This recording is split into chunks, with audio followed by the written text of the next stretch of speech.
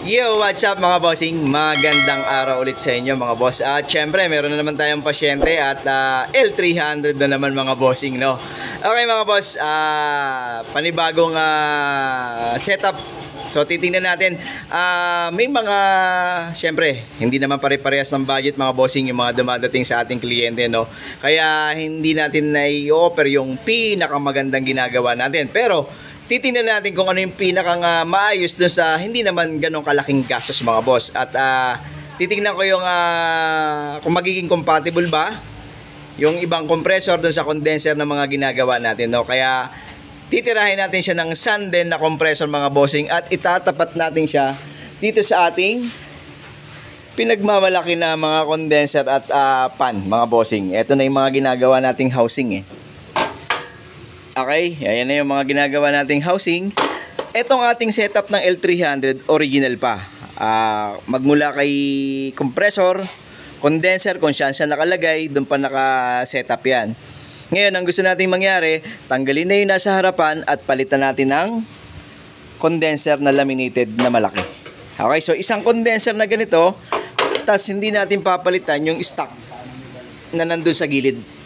Pero ang compressor, papalitan natin siya ng Sanden na 508. So titingnan natin mga bossing, may mga nailagay naman na tayo pero hindi pa yung mga housing natin. Ibig sabihin, kung ano pa yung dating setup natin ng housing, yun din yung mga ginagawa natin. So titingnan natin yung temperatura ng ating 508 plus isang laminated at isang stock na condenser. Kagaya sinasabi ko mga boss kasi depende po kasi sa nagiging budget ng ating kliyente.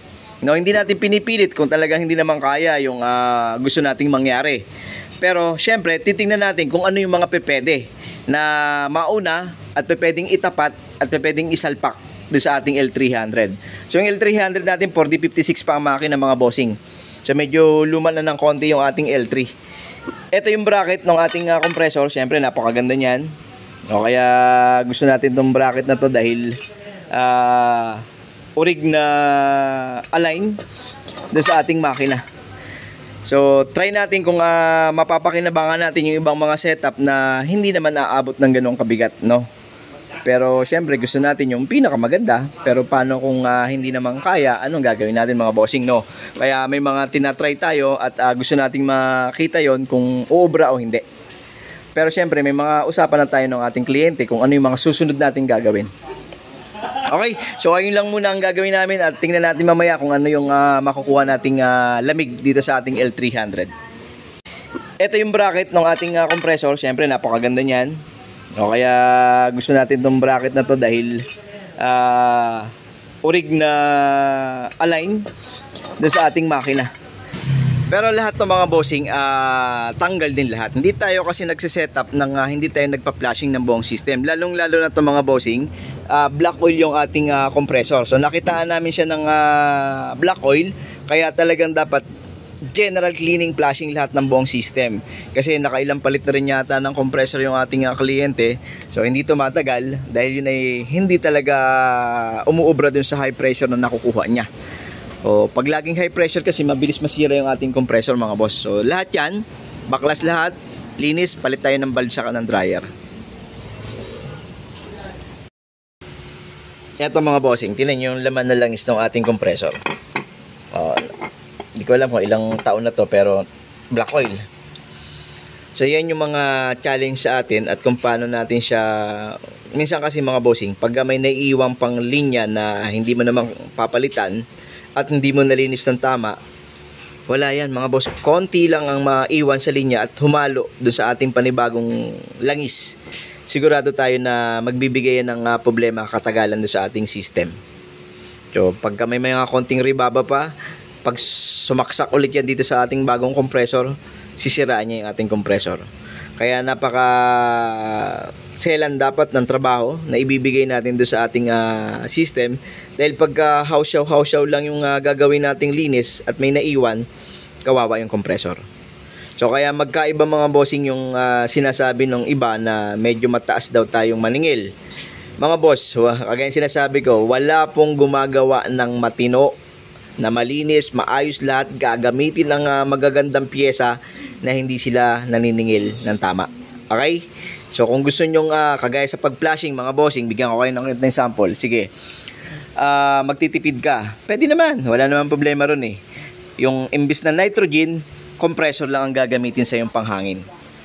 Okay? So may mga shop at kahit kami naman kung gusto nyo sabayan namin kayo sa pagtitipid, kasi marami nating natatanggap na minsan na uy, masyado namang mataas. Medyo problema tayo mga boss. Kasi pag binigay namin yung pangit na trabaho, sino naman na masisira, no? Kaya yung mga piyesa natin na kinakabit, iniingatan din natin kahit na sabihin mo hindi mga original yung iba, pag na-backjabang ka, paano na? Ngayon, no? Black oil yan mga bossing. Kaya lahat ng linya, kailangan malinis namin ng tama. May naiiwan na isang condenser, kagaya ng sinasabi ko, dahil nga hindi pa kayang partneran nung isa pang laminated, may iiwan yun, pero lilinisin natin ng maganda. Yun nga lang, syempre, kung may maiiwan, kalaban sa amin yan.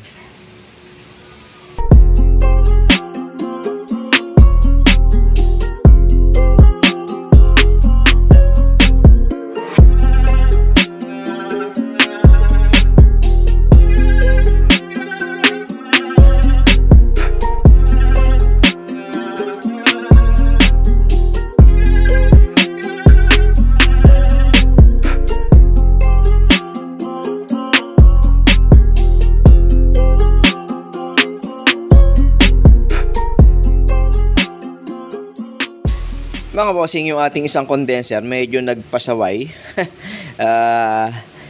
Hindi na matanggal yung dugtungan. Sobrang tigas. So ngayon, tas black oil, medyo napilit natin yung ating kliyente na palitan na lang ng laminated pero same size na lang para hindi na siya magpalit ng housing at saka pan. Ang ginawa na lang natin doon sa ating blade ay naghanap tayo ng pababa. Kasi mga bossing, ang buga ng ating pan sa gilid ay pataas.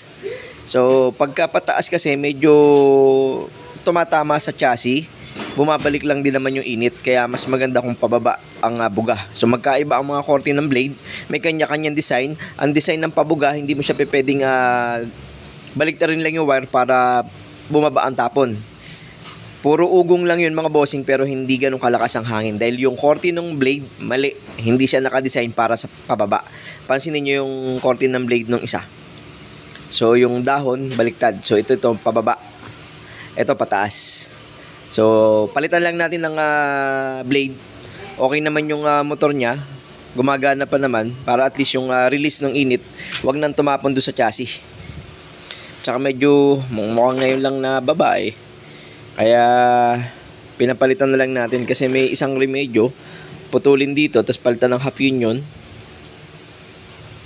Pwede pa naman, pero ang problema nga dahil black oil, kung may matitirang dumi, kalaban din natin yan. So dahil nakapag-desisyon naman siya na mas magandang palitan, same ng size pero laminated na mga bossing. Hindi na ganitong serpentine. Tas pababa ang tapon ng ating hangin.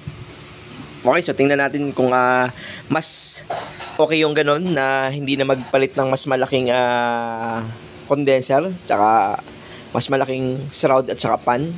Tingnan lang natin yung reading mga bossing, no?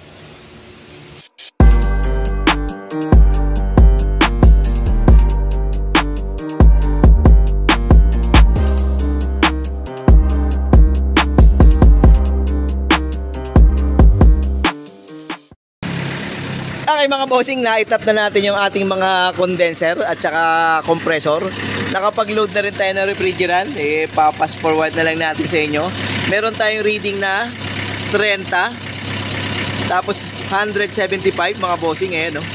Okay, itong isang pan sa gilid mga bossing, hindi natin pinalitan yung motor, pero yung blade pinalitan natin ng pababa. Pero hindi siya ganun kalakas dahil yung motor niya medyo mahina lang Lagyan natin ng eto lang siya mga bossing, halos hindi siya mapadpad, Pero yung nilagay natin sa kabila na sa atin, syempre, pagyayabang na natin yan. Kasi talagang napatunayan na natin yan. Eto mga bossing, tubig pa lang, nakita nyo na gumagalaw, ang layo pa nyan. Pero tingnan nyo naman kung gaano kaganda. Kaya inaayos natin yung ating shroud, ating housing para produce ng magandang buga yung ating pan. Syempre yung ating condenser mapalamig na maganda ng pan. Lakas oh. Pero yung kabila ampaw mga bossing. Kaso yun nga, yung ating budget syempre hindi naman natin siya pwedeng pwersahin dahil medyo masakit din talaga mga bossing, no, lalo na kung hindi ka nakahanda. Okay, so tasting tayo ng lamig. Medyo problema yung mga wiring din nito. Medyo mataas pa mga bossing, nasa 12 pa. Pero sigurado naman na kahit pa paano itong setup na binigay natin sa kanya, mapapakinabangan niya. At yung isang condenser na sinasabi natin, in-advise na natin sa kanya. Pero kung mauuna muna yung pan na mas mataas ang RPM para hindi masyadong magastusan, pwedeng mauna muna yung mga bossing. Okay, so testingin to araw ang pinakamagandang tasting. Syempre sila na ang magpapatunay kung ano yung improvement na makukuha at nakuha. Sa ngayon kasi mga bossing, medyo malamig yung klima ng panahon. Tapos itong ating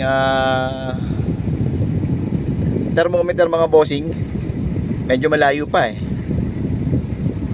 So sa madalit sabi, alin ba ang medyo mas maganda? Denso, Sanden, or nasa setup ng condenser, no? Kaya tayo may mga ganitong sinusubukan mga version para makita natin kung alin yung mga mapapakinabangan natin, kung alin yung mas okay or pwede na. So titingnan natin dito sa mga ganitong setup kung ano yung makukuha nating response, no mga bossing. Kasi tayo rito habang gumagawa nagche-check tayo nung nag-obserbasyon natin, no. Pero kulang pa ng refrigerant to, papadagdagan muna natin ng refrigerant. Nilabas lang muna natin doon dahil medyo masikip. Pa full charge muna natin mga bossing, tapos balikan natin yung ating lamig. Okay mga bossing, ito na yung ating thermometer. Na full charge na natin ng refrigerant. Bumaba na siya ng G's. Bumababa pa mga boss oh. So medyo perfect naman nakukulangan lang tayo dun sa pan sa kabila. Compressor kahit Sanden laban pwede naman. Pero yung denso syempre magkaiba mga bossing yun, no? So lahat yan ino-obserbahan at oobserbahan natin kung ano yung mga response nung makukuha nating lamig mga boss. Pero ito naman palagay ko sa mga L300 pag nakakakuha tayo ng G's masaya na tayo mga bossing. Dahil yung init ng makina pumapasok pa rito sa atin sa loob. Kaya marami nating advice dun sa ating kliyente na maglagay ng insulation, maglagay ng foam. Kung kaya niyang lagay yun, mas maganda. Okay lang, so papaobserbahan natin to mga bossing sa tanghali. Kasi magkaiba ang klima ngayon kumpara sa araw mo siya titastingin. Pero bumababa ng G's mga bossing yun. Ayun, no?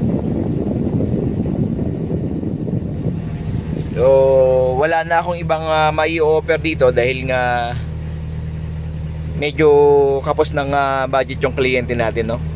Pero ginawa natin mga bossing ng mas maganda. Palagay ko yung trabaho na in-offer natin sa kanya pasok naman talaga dun sa ating nakuha lamig. Okay, so ayun lang mga bossing. Maraming salamat ulit. At syempre ingat lagi. God bless sa ating lahat. At kung ano yung magagawa natin na mas maganda pa kagaya ng mga pan natin, tingnan natin kung anong improvement meron ng RCS na ipapakita pa sa mga trabaho. O kaya yun, mga bossing, shoutout sa inyo lahat. Maraming salamat po. Ingat mga bossing. Thank you.